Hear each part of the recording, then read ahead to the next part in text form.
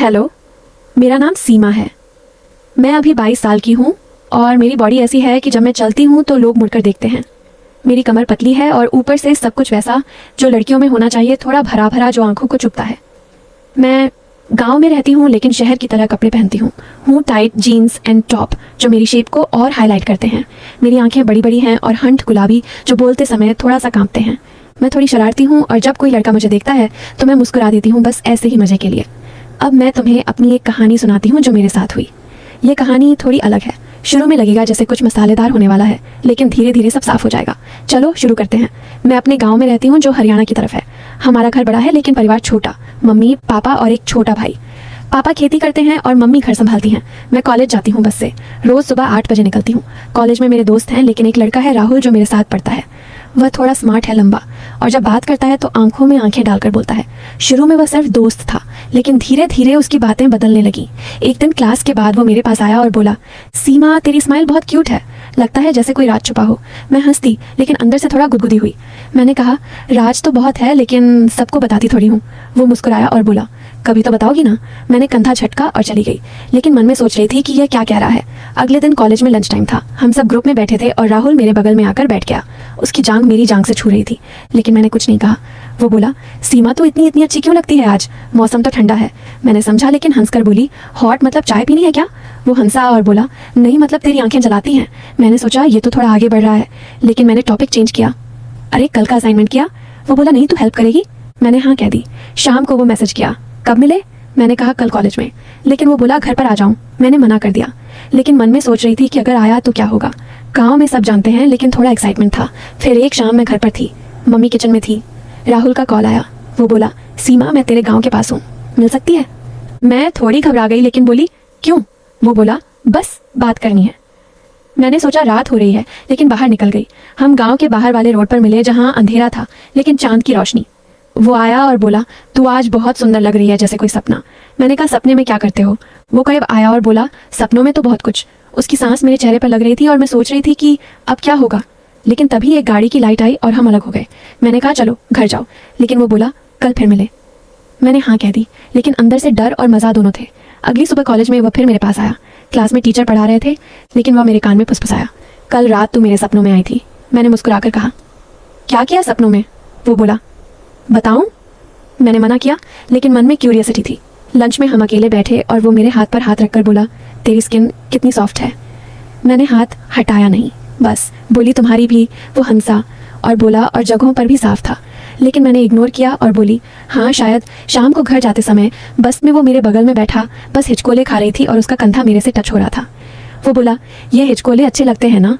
मैंने कहा, हाँ लेकिन ज़्यादा ना हो। वो मुस्कुराया और मैं सोच रही थी कि ये कहाँ जा रहा है। घर पहुंचकर मैंने मम्मी से बात की। मम्मी बोली, बेटी कॉलेज कैसा चल रहा है। मैंने कहा, अच्छा, लेकिन मन में राहुल की बातें घूम रही थी। रात को सोते समय मैं सोच रही थी कि अगर वह और करीब आए तो क्या करूंगी, लेकिन मैंने खुद को रोका क्योंकि मैं जानती हूँ कि सब कुछ सही तरीके से होना चाहिए।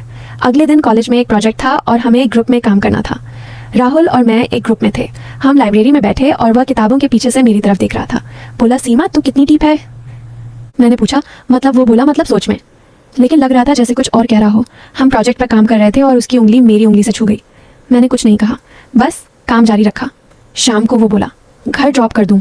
मैंने हाँ कह दी क्योंकि बस लेट थी। उसकी बाइक पर बैठी और हवा से मेरे बाल ओढ़ रहे थे। वो बोला, पीछे से पकड़ लो, गिर जाओगी। मैंने कमर पर हाथ रखा और सोच रही थी कि यह टच कितना अच्छा लग रहा है, लेकिन घर पहुंचते ही मैं उतर गई और बोली, थैंक्स। फिर कुछ दिन ऐसे ही चले। राहुल की बातें वाली होती, जैसे तू कितनी टाइट है, मतलब स्टडी में, लेकिन लगता कुछ और। मैं हंसती लेकिन रोकती नहीं। एक दिन गांव में मेला लगा था। मैं दोस्तों के साथ गई और राहुल भी आ गया। मेला में झूले थे और हम साथ झूले पर बैठे। झूला ऊपर नीचे हो रहा था और हमारा बॉडी टच हो रहा था। वो बोला, ये मूवमेंट अच्छा लगता है ना। मैंने कहा, हाँ लेकिन सावधानी से। मेला से लौटते समय रात हो गई और हम एक सुनसान रास्ते से जा रहे थे। वो रुका और बोला, सीमा मैं तुझे बहुत पसंद करता हूँ। मैं घबरा गई लेकिन बोली, मैं भी। वो करीब आया और लग रहा था जैसे कुछ करने वाला है। मेरी सांस तेज हो गई और मैं सोच रही थी कि अब क्या, लेकिन तभी दूर से किसी की आवाज़ आई, कौन है वहाँ। हम अलग हो गए और भागकर घर आए। रात भर मैं सो नहीं पाई, सोच रही थी कि अगली बार क्या होगा।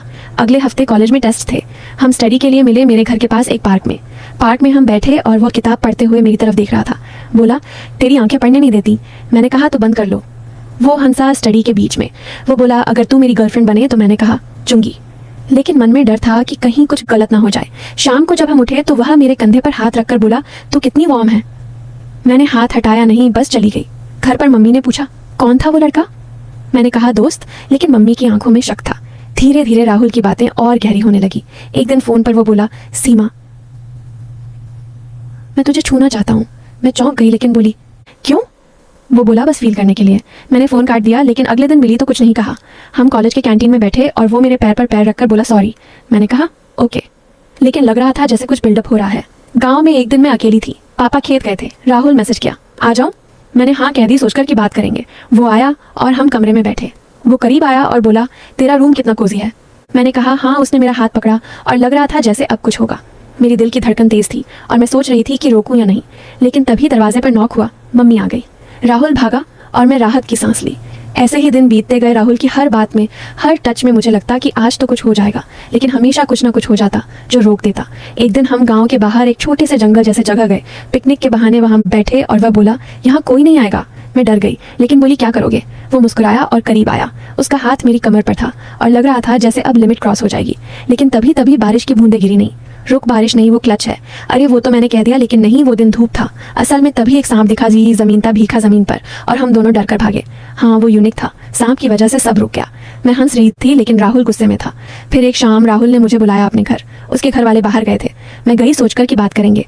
घर में हम सोफे पर बैठे और वह बोला, आज कोई नहीं रुकेगा। उसने मेरा हाथ पकड़ा और खींचा। मैं सोच रही थी कि अब क्या करूं। उसकी आंखें में वह लुक था जैसे कुछ होने वाला है। मैंने कहा, राहुल रुक, लेकिन वो नहीं रुका। तभी उसके फ़ोन पर कॉल आया उसकी बहन का, जो कह रही थी कि जल्दी आ रही है। हम अलग हुए और मैं घर चली गई। रात भर सोच रही थी कि यह कब तक चलेगा। धीरे धीरे मुझे एहसास होने लगा कि राहुल सिर्फ चाहता है, लेकिन मैं कुछ और। मैंने फैसला किया कि बात करूंगी। अगले दिन कॉलेज में मैंने कहा, राहुल हमें बात करनी है। वो बोला, क्या? मैंने कहा, ये सब वाली बातें बंद कर। मैं तुझे पसंद करती हूँ, लेकिन सही तरीके से। वो चौंक गया, बोला, मैं तो मजाक कर रहा था, लेकिन मैं जानती थी कि नहीं। हमने बात की और धीरे धीरे वह बदलने लगा। बातें नॉर्मल होने लगी। हम दोस्त बने, लेकिन सच्चे वाले। फिर एक बड़ा ट्विस्ट आया। एक दिन राहुल ने बताया कि वह शादी करने वाला है, लेकिन किसी और से नहीं, मेरे साथ। लेकिन वेट, नहीं, वो नहीं। असल ट्विस्ट ये था कि राहुल कोई लड़का नहीं था। नहीं, वो तो था। रुक, सोचो। असल में मुझे पता चला कि राहुल का एक राजन था। वह गाँव में एक NGO चलाता था लड़कियों को सेफ रखने के लिए। उसकी सारी बातें एक टेस्ट थी देखने के लिए कि मैं कितनी स्ट्रांग हूँ, कि मैं रुकती हूँ या नहीं। वो बोला, सीमा पहले तुझे टेस्ट कर रहा था, क्योंकि गाँव में कई लड़कियाँ गलत हाथों में फंस जाती हैं। मैं तुझे सिखाना चाहता था कि कैसे ना कहना है।